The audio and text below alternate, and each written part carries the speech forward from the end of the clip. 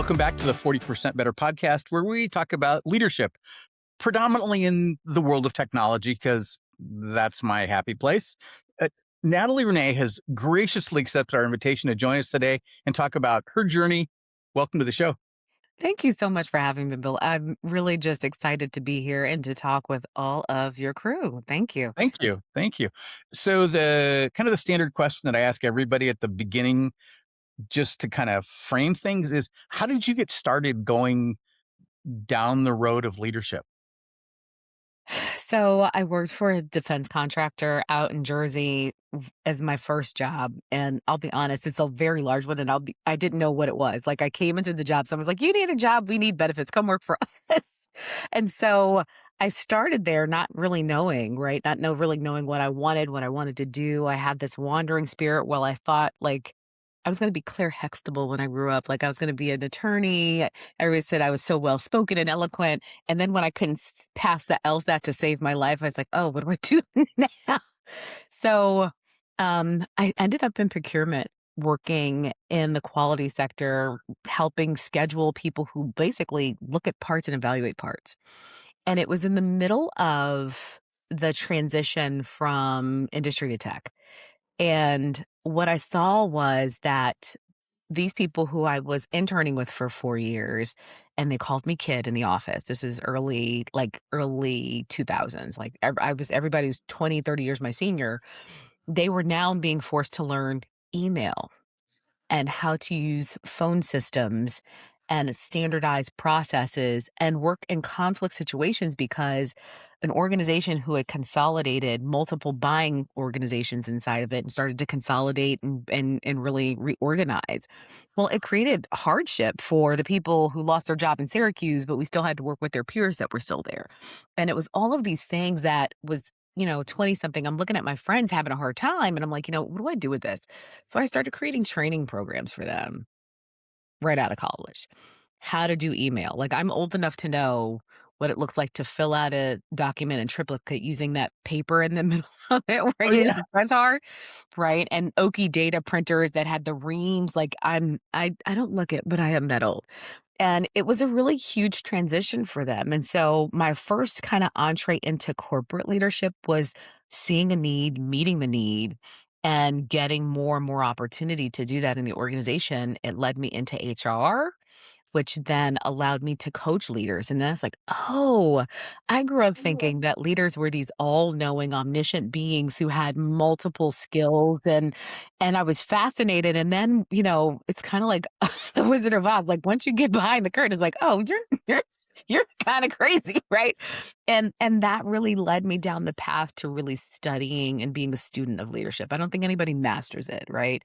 I think you forever study the context, the situation, the pressures, the personalities, all of the things that bring to bear a person both in a position of leadership and having a lifestyle of leadership. And there's a difference between the two.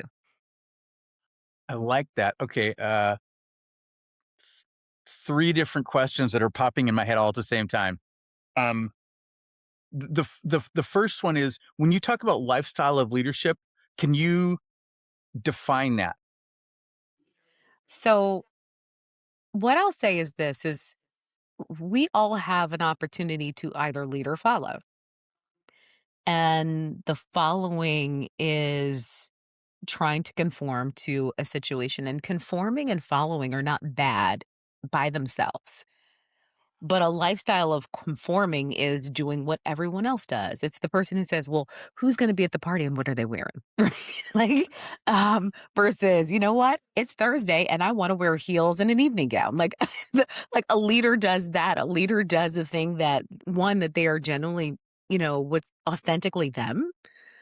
But also a leader looks at the opportunity and sees it. Some people see the opportunity in a situation. Some people don't.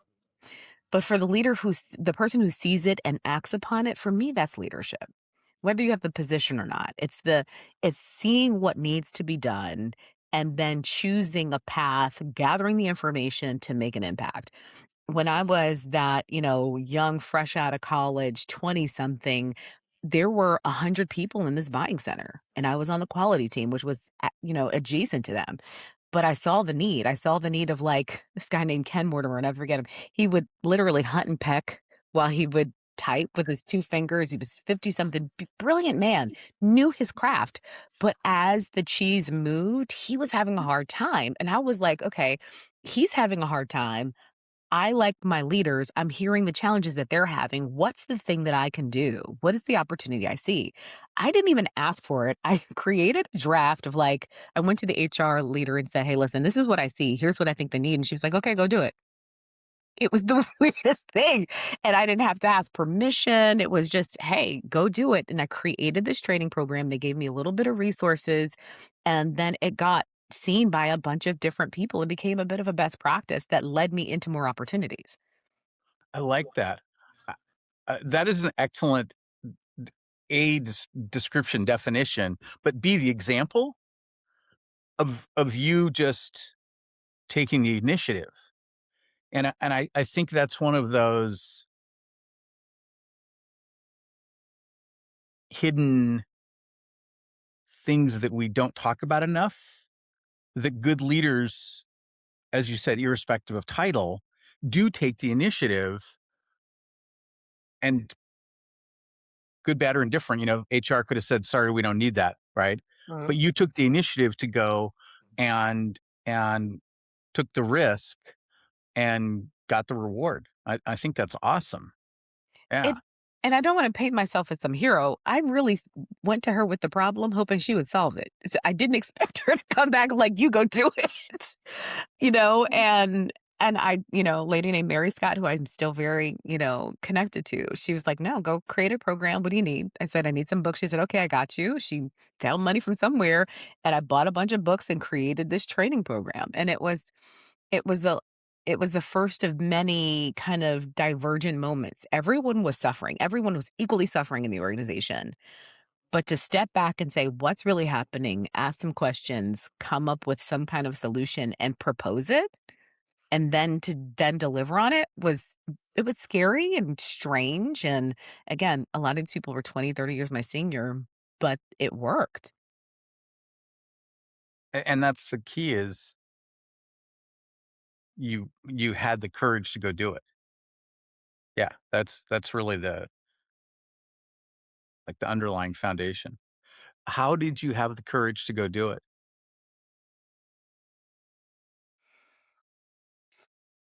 I have long since early age said that I wanted to be a professional conversationalist. I just will talk to anybody. My mother said that I talked in the womb. My dad said I could sell ice to an Eskimo. I just like to talk. And the idea of having the opportunity to one, help the people that I really did love, like these folks were my first corporate family. That was the fuel for me of like, I wanna make sure that they keep their jobs because the op I think that's a lot of things that people don't consider. When corporations go through challenging times, and especially in this economy, a lot of them are, people taking a minute to say, "What's the one thing I can do?" I may not be able to, win the customer, I may not be able but I can do one thing in my realm of influence and control to be able to shift the tide. And I took accountability for that. I took, the idea of, like, I don't see anybody else doing it, and if it fails, then we've just taken a little bit more time. But if it doesn't, we've won something that the people needed. Right. Accountability, I like that. You're you're recognizing that you can take care of the rest of your team without having a title. Yeah. But a follower says that somebody else is gonna do it. Right. Yeah, yeah. And I'm I'm always frustrated in my work. Like this is one of those what's the word I want? Kind of standard narrative myths that I think really has a damaging impact on people's careers Mhm. is when they say it's above my pay grade. And they yeah, yeah, yeah. That's such a it's such a demoralizing, disempowering, um, it ruiner of people's self-confidence, and I think it also kills trust, because if your team hears you say it's above your pay grade, then they're like, "Oh, my boss doesn't have my back." What, that sucks. Yeah. If it's for me, I see it, it's a trifecta of things. First, it's a cop out. Yeah. It's a cop out that you see or have a need, and you have convinced yourself that you cannot do anything about it, like, not even a little thing. It's an emasculation of power. You have just made yourself ineffective as a leader. You've given away whatever potential right you have. Now, I don't wanna besmirch the idea that we all have a line to toe when it comes to being in someone's corporate complex that doesn't have our name on it, right? We do have to abide by certain norms and policies and politics, but that doesn't mean we have the right to be like, "Ah, I can't do anything about it." There are some times when that's the truth, and you can say, "Well, I can't do this, but I can do that." And once you say it's above my pay grade, you have allowed yourself to close off the idea to making any kind of change or impact. Yeah. Yeah. And I think, if I had a magic wand, um, people would get that they just can't say that anymore. And then they really, I think, at least in my mind, the all the cool career stuff that I've had happen has been because I, I good, bad, or indifferent, I didn't worry about my pay grade versus anybody else. And I think that needs to become normalized. Yeah. I agree, but I do think there's a risk, Bill. I think I've Well, ran into I've ran into 100%. You're like, well, when I asked you, but like, how'd you have the courage, right? Yeah. You clearly stated that you had a um, value and priority to serve the people around you, right? And that gave you the courage to overcome the risk and go talk to HR and say, here's a problem. And then when they said, great, here, you can go fix it, you still had the courage to go do the work, Yeah. right? You didn't go, hey, it's above my pay grade, I can't do that. You were like, okay, I'm going to jump in and here's what I need. Eh, I would say that what I've noticed is a couple things. I noticed early that in most companies, there are no hard and fast answers. Like, if I could tell your folks anything about the companies that they work in, most of the people you're working with are making it up as they go along. Like, unless it's science, right? Like, and we want you guys to stay on the straight and narrow, like, do the hypothesis, test your things. But other than that, many of us are like, let's try this out. Many in good organizations, they are well educated guesses and, thoughtful strategies. But I I lived with the belief of like, listen, this is a reality I'm living in. And maybe it was a bit of self-preservation. It was miserable being in a space where everyone was sad and everyone was frustrated and everyone is exhausted. So how do we fix it? Right? I don't know that I thought I was going to get a promotion out of it. I really wasn't seeking to be seen at the time. There were times where I was, but at that time it was really just like the people need this help. And I think that's important, right? Is just that you serve them and you get something out of it. But the other thing is like until somebody tells me no, we're just gonna keep asking. Now, there have been times where I've asked and gotten in trouble and have gotten the "it's above your pay grade" conversation. And when those things happen from a kinda top-down perspective, it's usually like mind your business kind of thing, which I don't know that I've met a CEO who wants anyone to stay within their pay grade. If, staying within your context, maybe getting more information, maybe saying you don't know everything that we know. And so those are, but I have yet to meet a CEO who's wanted to tell somebody stay in your lane. And most of them would like, they want people to do more. They want people to be more empowered, to have more autonomy, to have more impact, and to be let loose with their greatness. yeah. Yeah. I've only actually twice. Twice I've had executives tell me to stay in my line. Executives, yes, but not the CEO. Not the CEO. No, no, no. This is big orgs, lots of, Yeah, layers. yeah, lots of layer. Actually, one of them actually was the CTO. Yeah. And that's Um, usually a control tactic. oh, it totally was. And that was one of those moments where I was like, I actually said, here's the I think you're wrong. Will you be willing to take a gamble, let me run an experiment and give you the data to prove my hypothesis versus yours? And he said, yes. And so I did, and I brought him back the data and he said, "Oh, damn, you're right." And That is very graceful, and I think it's the thing I didn't learn until I was in my 30s, which was, yeah. I think I walked around in my 20s with a very righteous indignation of everyone's wrong except me, right? And Mm, it happens, right? Like, we're all like, "This is stupid, and you don't see what we see, and you up there in the ivory tower, ah," right? Um, and so I was way more guns blazing in my 20s for sure, of wanting to fix the world and all that ails it, that it I know it came across as, snot-nosed know-it-all. yeah. Was I right in many of those places? Probably, but my methodology was way less graceful than yours. Well, by the time I had that happen, I had already, because most of my career has been in startups or small companies Mhm. where velocity is more important, like being willing to take calculated risks is more important than safety. Yeah. Um, uh, I already had some people might say a lot of mentoring about how to persuade executives Mhm. and to put it in a way that they would say yes. Mhm. And so, when the CTO said no, I was, you know, going back to, okay, well, let's think about this for a minute. What drives him? And I knew it was data. I know that he thought of himself as incredibly logical. And so I'm like, well, I'll ask this if I can do this experiment and see what happens. And he could have shut me down, but I was pretty sure he wouldn't, and he didn't. And so the rest became history. Um, I'm not sure. He seemed to be pissed off at me for like the rest of the 3 years I worked for him. Um, but like he didn't fire me the next day, so that was a good sign. Um, and I still got to build cool stuff, so that was the win.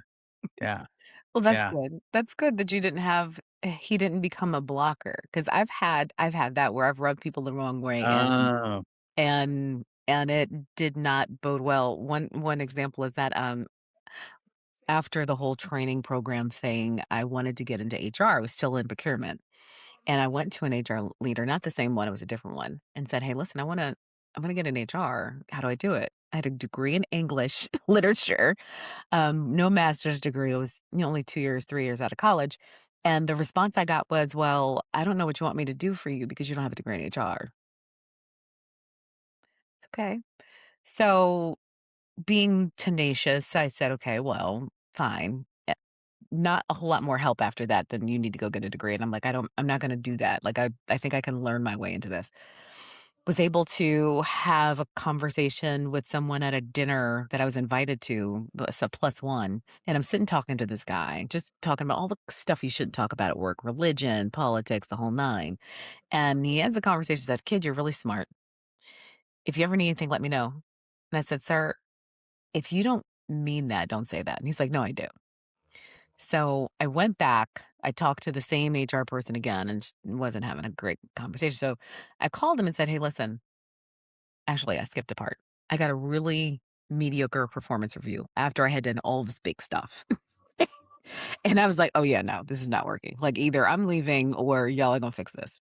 So I called him and ended up getting to his office, getting an opportunity, and he fast tracked me into HR. It was amazing. But I made an enemy with that person who was trying to block me out for my yeah, entire life at that company. And it was a risk that I was willing to take. It worked out until all of my other allies were gone. And when it was apparent to me that I didn't have any more allies in that space, I left. Right. And I think navigation from a leadership perspective is really, really important. Those calculated risks of understanding what's the risk I'm willing to take. I don't yep, know that I was fully sober about all of it, but I knew that I was not willing to stay in a subjugated place knowing that I had the capacity and the talents that I had. with a mediocre performance rating to say, well, everybody's got to get one, and we didn't have any more high potentials to give out, so you got this one. I'm like, yeah, no, I'm not going for that. Right. Yeah. Okay. Since you've been in HR, here's a question I've been dying to ask HR people Okay. because I think performance reviews are a horrible idea, and I think they're sorry. You're preaching to the choir. I can say amen 5 times. Okay. Thank you. Um, uh, what's the history like? Why do companies do performance reviews?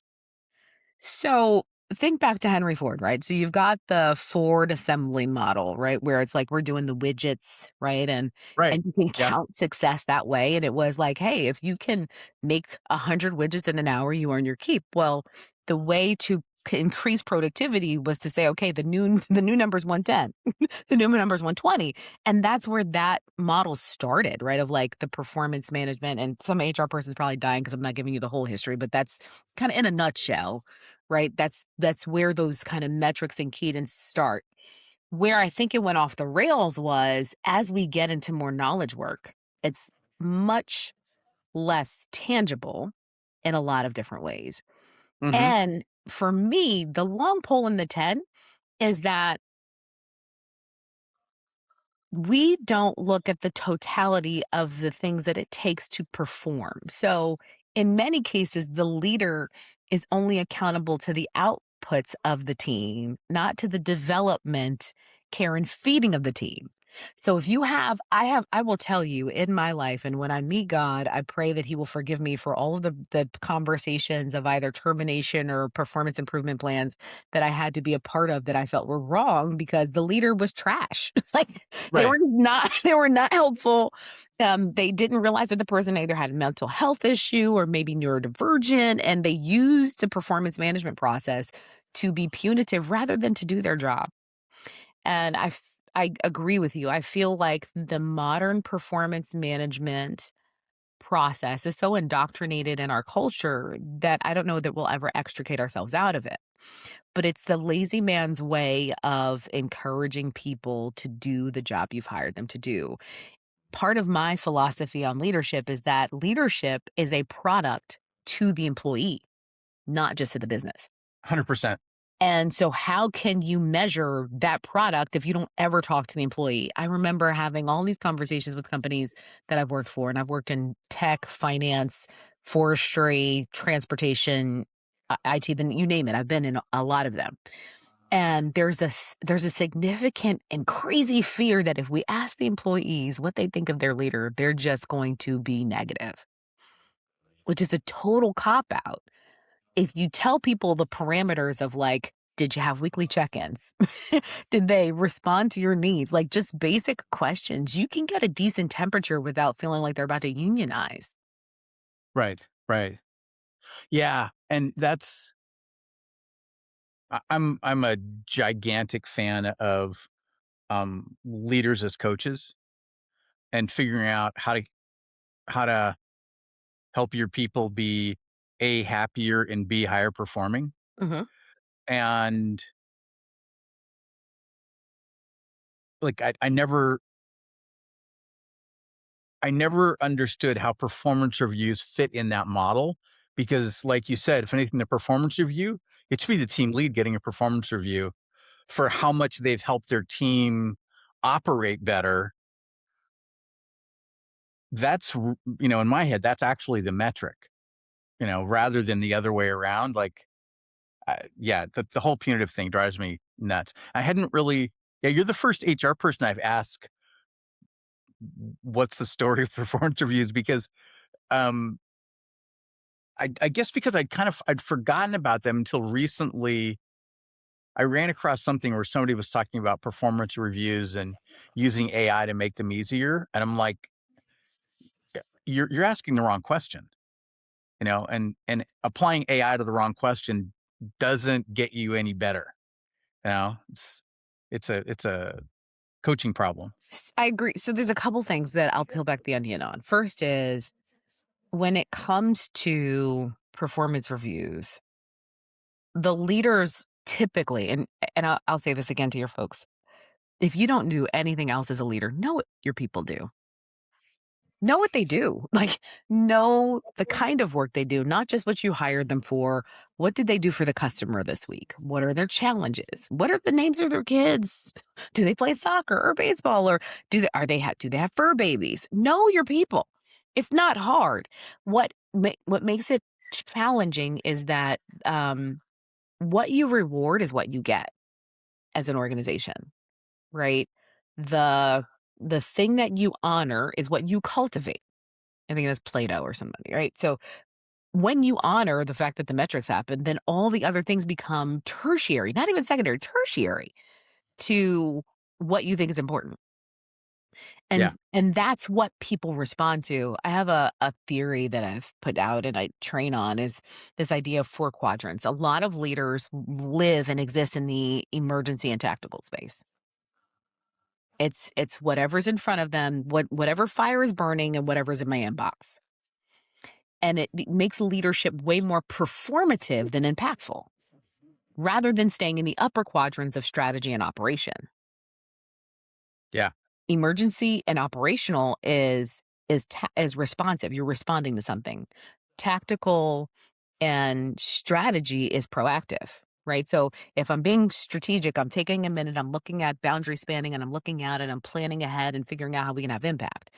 If I'm responding to email, there's still operational value in it because I'm choosing when I do that. But when you are responding to a fire, that's a response. When you are responding to a monthly operating review, you're still responding to the cadence that the organization set. Right. Most leaders stay in the lower echelon because it's what they understand, it's what they know, and it's what the organization rewards. Many organizations, they stifle leadership because they reward the firefighter rather than the steady Eddie that just keeps moving the needle. Right. Right. Yeah. And it's interesting because I've noticed this. Like, I think in terms of like first level team leads have to be thinking about tactical stuff Have to. because that's the game, right? You're very involved on a day to day basis of your team, your people, getting them to be productive, all that stuff. So yes, you might not be doing any of the individual contributor work, but you have to be managing how that all's happening. Mhm. But what's interesting is I noticed that there's folks that are 2 levels above that. They're CTO level who are still very involved in that day to day.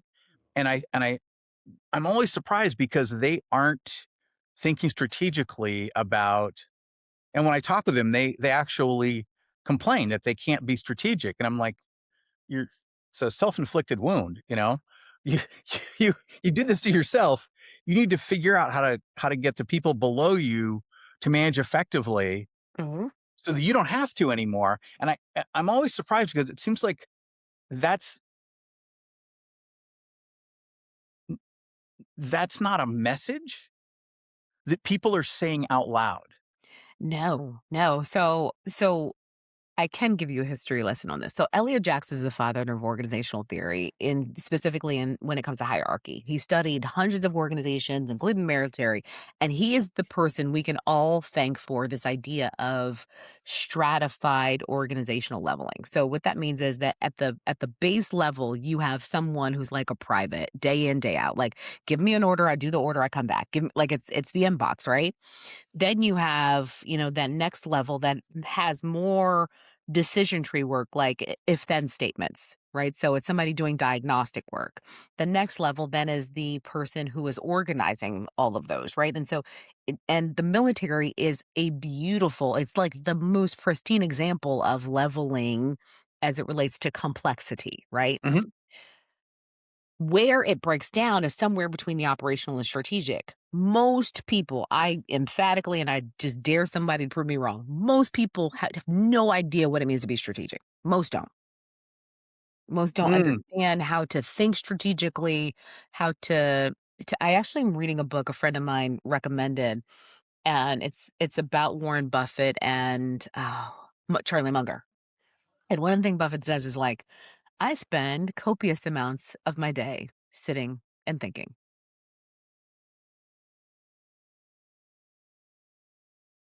Full Yeah. stop, right?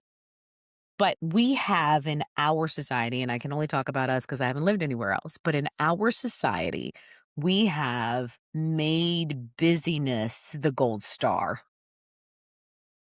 Yeah. right? "Oh, I'm so Ding, busy, I'm ding, so ding. busy." They're like, "Nope, I don't wanna be at this age, I don't wanna be Yeah. busy. I wanna go somewhere and think and come up with something fabulous and give it to you."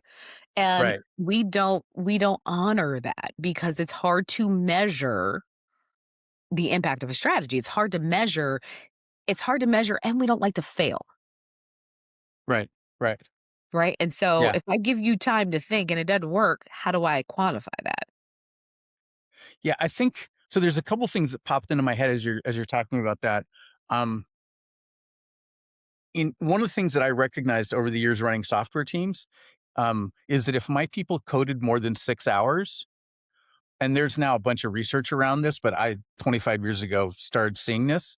If you code for more than 6 hours, your error rate goes up a lot. Mhm. And so all of a sudden you're generating bugs that you or somebody else has to fix. And so that's um, that is an expensive negative to have that happen. And so in all honesty, I don't want my folks working more than 6 hours a day actually doing coding, Mhm. right? And more important is to figure out what code to not write. Mm. Like it's just because I have this crew of people that their job is writing code, I don't want them writing the wrong code or bad code. I want to be very deliberate about writing good code.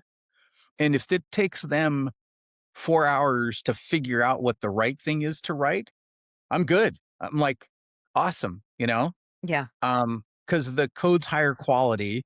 We have less bugs. We have fewer memory problems. We don't have servers overloading, all that stuff, right?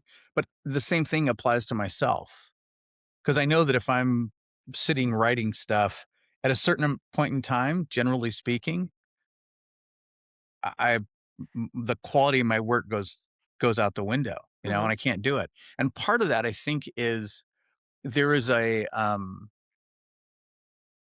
there's an emotional load on doing that work. And so whatever the neurochemistry detritus is that we're building up from doing that kind of work, sooner or later you got to step away and be like, okay, I'm done for today. Um, and I don't think anybody recognizes that yet in the workplace. I think going back to the first part of our conversation, what makes it hard is much of what we're taught and what success looks like is performing to the test. Right, right, Right. You learn, kids are learning math differently than we did, but it was rote memorization. It was, can you recite these poems and, you know, all of those things, but it's, can you just stop and think? Like I'm noticing it in my kids where, without some level of either electronic or entertainment, it's I'm bored. Bill, I was not allowed to use the word bored in my mother's house at all. I couldn't use contractions until I was in college. She wanted us to make sure we could articulate and get a job. And nice. and there's a really good study by I believe it's Brooks. He did a study on this idea of the benefit of boredom. Hmm. The Yeah, benefit of boredom, and that there's benefit in being bored because you allow your mind to one cleanse itself, but you also you have ability to be creative. And we have created realities that make people feel like they have to perform. When you look at your schedule, when you look at your meetings, ask, "Do I have to be here?" right, And a lot of people, a lot of leaders, a lot of executives that I talk to feel an immense amount of guilt of like, "Well, if I'm not in the meeting, well, then they'll tell you about it. And something might break, but you won't die. It's okay." right, How do right, you really and how do you define the worth of your time? right, Right? My first year in entrepreneurship, I will tell you, and you probably can appreciate this. I was like, I'm meeting, like I need to be in meetings. And then my admin was like, you don't have any time to create, like, you need to create. I was like, yeah, I do. She's like, you need like a day where you just don't. And, to shout out to all the women who wear the mom hat and the spouse hat and all of us who have all these other accountability. You do need time to right, just right. sit and B, so that you, 1, can know who yourself are who oh my god, that's bad English. You can know who you are, how you wanna show up, being intentional where you don't wanna show up, because it shouldn't take you, to your 50s and 60s to be like, "Yeah, I don't wanna do that, I'm not doing it." Yeah, well, that last part, though, I think that's a mental model Mhm, that the earlier you can give it to your kids, that, like, mad props to my folks because growing up, they said, number 1, you can learn anything you put your mind to, mhm. doesn't matter what it is, and the second thing was, y you can pick whatever career you want, and you can change your career along the way, and it's totally okay, and, uh, that for me was profoundly freeing, Mhm. and and I I have no regrets, and I have changed my careers multiple times, and so it worked out, and I'm teaching my kids the same thing, and I'm good with whatever they choose. I love that because it gives voice to the assumption that many of us grew up with that a career is linear, Yeah. right? A career is not linear. It's not even a running stream. I know a ton of people that are now in their early 40s are like, "Yep, I'm taking a pause. Like I'm out." Right?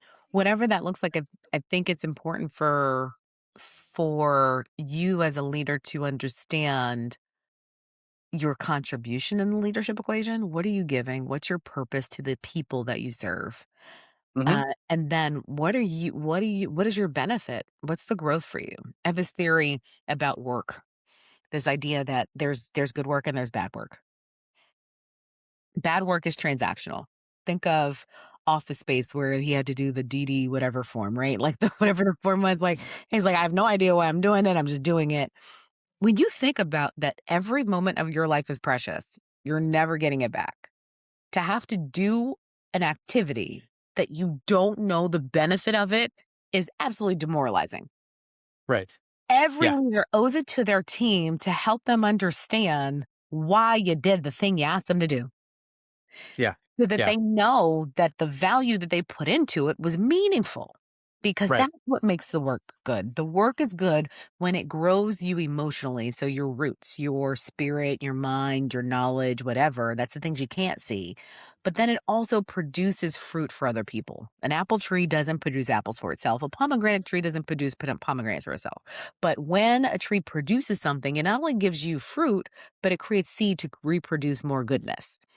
And I think it's a leader's job to find that and help people grow in both ways. Because if not, you have a transaction and you have automatons and you have people that don't want to participate in the cognitive process of benefiting the organization. Yeah. Yeah.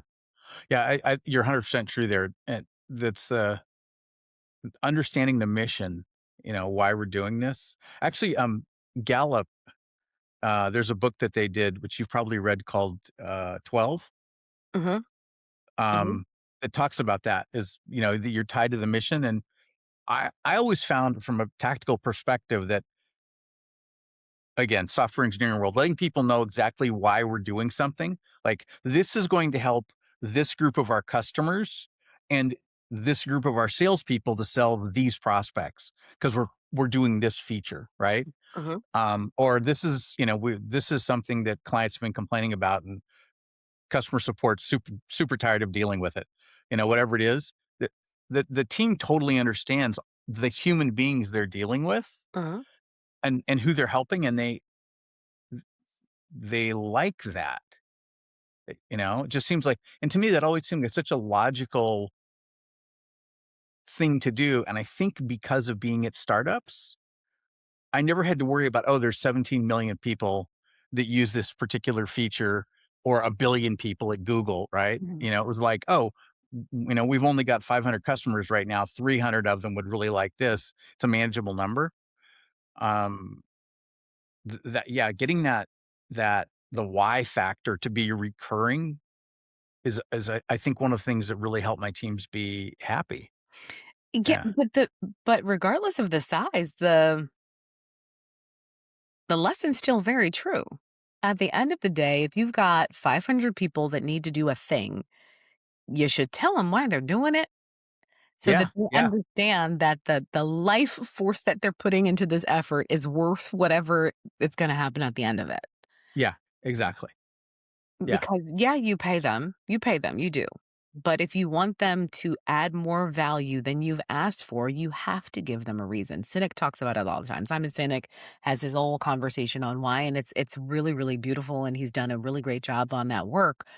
And it it just confounds and boggles me that leaders don't take enough time to consider just, all right, what does this mean to you? Why is this important? How do I help? How do I create compromise? I Right. do, you know, having known you for just a few minutes, I do think that that's a grace and something that leaders do need to learn. Like you do well in terms of like, hey, listen, this is important. I think it's important Yeah. to be able to Yeah. do it. Yeah. I think that's one of those, back to the performance review for the leader, right? For the team lead, whatever level it is, the why needs to be coming downstream really effectively Uh-huh. as much as you possibly can.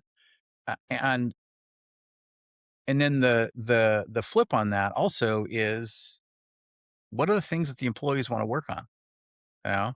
Because as bad as the numbers are for employee engagement right now, um, uh, anything that I can think of that will help get my people to be more engaged, I'm like, I'm doing it. Like, I don't care how hard it is for me Mhm. because I understand the the ROI of my effort because now I've got a team that I'm impacting. Like, that's a huge leverage. If I can improve my team's engagement because I'm serving their heads, whether it's here's the mission or here's what you want to work on, Yeah. I'm like, I'm doing that all day long. There's 2 words that come to me as you were saying that. It's 2 words that, one, we hear all the time, like, "Oh, you're a servant leader," but the other idea is endearing. I think it's really a skill that can be learned to help people be engendered to and endeared to their leader. Where it's you become someone that people want to work for. You Right, become the exactly. person that they want to be around, that they Right. know has their back, that they know, is interested in and invested in Right. their success. I think about the teams I've had, and I evolved over my last couple of years in corporate where I told my team I hired people and I said, "Listen, my job in this entire thing is to make your resume look sexy." That's my job. Your resume needs to look sexier than it did when you came here so that you are ready for whatever you want to do, even if it's not here, right? Mhm. And and and we have to also appreciate that when it comes to engagement, that that fondness, that philos, that brotherly love is important. And it's also important to realize that people are dealing with a whole bunch of stuff that's not at work. Oh, yeah. And so Yeah. the more that they can feel safe and secure with you, even when the world is falling down around the company or at Yeah. home or whatever, they're engaged because they know that, yeah, you know what? Bill's got my back. He knows what I'm doing. I'm going to work. I know, I'm about to get a divorce, but I'm here. I'm focused, or he's going to give me the time. I have a client who, they were talking about one of their team members who, high performer, great. The customer loves her, whole nine. And when this individual has gotten sick, has like come in with like knocking on death's door, trying to be at work. And and then leaders like, why are you like, go home? Like, please don't die. Like, yes, the work's important. And your life is more important. Exactly. Dying at work creates a lot of paperwork. Go home. Like, Right, right. It's an HR nightmare. Yeah. yeah. And it's we have to help people feel safe enough that, like, they can live their truth, right? Of like, "Look, I'm here, but I'm having a hard time. Can I get a minute?"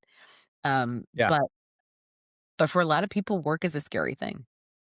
Yeah. And I think because of some of my early mentors and how they very deliberately approached the the workplace and their mental models around work. I always thought it should be as unscary as possible. And so far, my decades long experiment has shown me that when people aren't scared at work, they perform better. It's a capitalist ROI thing, that every investor should like, is that when the people are happy, you make more money per dollar you're spending on salary, which to me is like makes all the sense in the world. I agree, but I think the tension with that is that people enjoy power. And that's what make leadership have such a bad rap in a lot of different places, Oh. is the tension of like, I have authority. I may not have competence. I may not have intelligence, but I have authority, right? And Yeah, it comes with that. And when people wield power, it's usually to protect the position or to protect themselves from being found out, that creates this tension of fear. I've yeah. worked in a lot of companies where, not a lot, but I've worked in a few companies where the tone and tenor was not of gratitude of the workforce, but like they should be glad they work here, It's a right? problem. Yeah. Yeah, And that's when I that's think the a company problem. becomes a bit of a bad boyfriend, where it's like, girl, you should be happy you're with me. It's like I'm the Mm, catch, not you. Not yeah, this, yeah, like, this brand is the catch, and you should be happy you work here. And then with that comes my favorite part is, if you leave, why are you leaving me? Right? And which this makes no sense, Bill, because, and I want every leader to hear this. The Bureau of Labor Statistics reports that, I think most recently, that people leave company every 3.7 years annually. When I was coming up, that number was well into the top teens, right? So 19, 20 years, right? It continues to decrease. You would do yourself a great favor by, one, knowing that people are not going to stay with you forever. You would do yourself a great favor by realizing that if they leave, it's both a blessing and a benefit, because they will go somewhere else and get different skills. And they are not tethered to you for life. And if they leave, it's okay, because you may not have the opportunity for them to grow more. You don't want stagnant people in your organization. Let them leave, let them grow, and open the door for them to come back better than you had them before. yeah, yeah. Well, and the other part is, if they're leaving, what is it that you're not doing to support them, right? Like, if you want people to stick around, you have to be invested in their career path, and you have to be invested in them seeing a growth opportunity, or being very blunt about, I don't want to, I only want this role for the next however many years. And okay, fine. That's cool. If you want to do that, that's fine. But if you want to advance your career, the company should be deliberately, consciously, overtly supporting you with a very, very clear, like, roadmap. Like, you talk about the military, right? People in the military know what it takes to get promoted. They have a very clear structure for what that looks like. And y- you have to learn the skills and demonstrate proficiency before you get the title, which So seems like such not a thing in corporate America. so for the same leaders who so a lot of leaders don't get leadership training before they become Right. leaders. So that's the secret for y'all to know. The other secret you should know is that most of the leaders don't know what it takes for you to get to the next level, right? Unless there is Right. a structured program or um, a model that has been placed before that, most of them don't know what job growth looks like. And so it's important for you as a leader to, if you don't know what it is, again, make it up. Make someone tell you no, right? If you have a team that's growing leaps and bounds and putting points on the board, go research it. In the age of Google and I don't know is not a sufficient answer. Give them the job description of what the people are doing and ask, what's the next level job, or what's the scope and what needs to happen, and teach them to that test. Hey, listen, these are the experiences you need now to get to this next thing, Exactly. in Yeah. concert with the person, right? And Right. say, here are the 5 experiences I need you to conquer and either fail and learn or be successful at before you can get to this next thing, and begin to campaign internally. Like, hey, Joe's doing great. Let me tell you how Joe's doing. I think he's ready, and make Yep. them tell you no. Just make Yeah. them tell you no. Yeah. Yeah. And it's, I think it frustrates the employees when they don't see that, when they don't have that available. And, maybe that one of the challenges for veterans is they go into a civilian organization that doesn't have the kind of structure that they're used to in the military, and they're like, "Wait a minute, you guys, like, how does this work?" So And that's my a problem. it's a huge problem. So one of my last jobs at Lockheed Martin was running the apprenticeship program for them. They have a apprenticeship program where they bring disabled vets in, and it was one of the joys of my career to be able to support these service men, because they were all men at the time, to come in and transition. And that transition was really hard. For those of you who think your corporations or your companies have like staunch structure and rules and accountabilities, it is nothing like those who are in our services. And they had a really hard time. Well, what do you mean? Like, well, what's the time frame? And like all of the kind of the fuzzy things that we have in corporations that are like if maybe then things. They had a hard time. They had a hard Yeah, time with that transition because the manuals, the processes, the standard operating procedures were so thorough and so turnkey, and much of what they came up with, they were like fish out of water yeah, in the organization. yeah, yeah. And, that's one of those HR, how do you help these or leadership, how do you help people transition? Um, and it's interesting, to see how different companies handle that or don't, like completely they just they're like, "Good luck, here's your computer, figure it out," and I'm like, Yeah. eh, I think for me that wasn't so bad because again, startups, I'm used to like, here's your computer, figure it out kind of scenarios. Mhm, Um, but like when I went to Google, they have onboarding in a cafeteria. It's like 400 people mhm, at a shot. mhm. Um, I, got my computer and I was like on my way doing my thing, like, and there was a whole bunch of people just standing around going, what do I do now? Yeah, and I thought, and there's nobody helping them, and I I I felt kind of sorry for him, like, oh my god, you know what's going to happen there? Unfortunately, I had a meeting to go to with my new boss, so I wasn't like I could go and help them out. I was like, Yeah.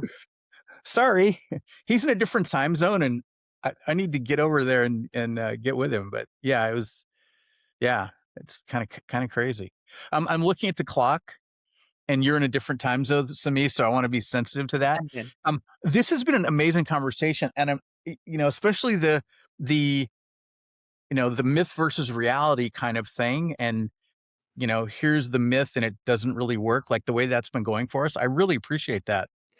It's been very cool. Yeah, I think it's important for us to, I'd say the quiet part out loud when it comes to our assumptions about work, our assumptions about what we accept about work, Yeah, and how you respectfully challenge the people and the process and the norms to be able to have the experience that you want, right? I was talking to a group of people and I said, look, if your name's not on the door, the only thing you can do is influence. You don't control anything. Right? If it's not your name on the door, if it's not your name on the tax statements, you only influence what happens in the company when it comes to culture, when it comes to leadership. But you do get to choose how you want to show up. You do get hmm to choose how much you want to contribute. You do get to choose whether or not you want to play or take take your ball and go home. And I believe that a large part of good leadership, of great leadership, is both knowing yourself and being intentional and helping people, choose between the red and blue pill of like what you've been sold versus what you can create, in your yeah, reality. yeah. I'm thinking red pill leadership. I might have to write a book on that. I'm here with it. I like it. That was actually I've never heard that analogy before, but I'm like, oh my god, I'm yeah, I might have to go see if I can buy that domain name. I like it. Oh, Because it's I think one of the things, and I know we're at time, but if you're working in a company, that has more than 10 people, so it's a little bigger than mom and pop, there's a couple things you have to navigate. One is the politics of it, because there's politics in every organization. But the other idea that I think you need to navigate is defining what kind of leader you want to be. And you, as a person of leadership in the company, are an agent of the company. Like, you have been given an accountability, a level of authority, and maybe even some resources, right, to be able to execute what they expect. Right. And with all that said, you still get to choose how you show up.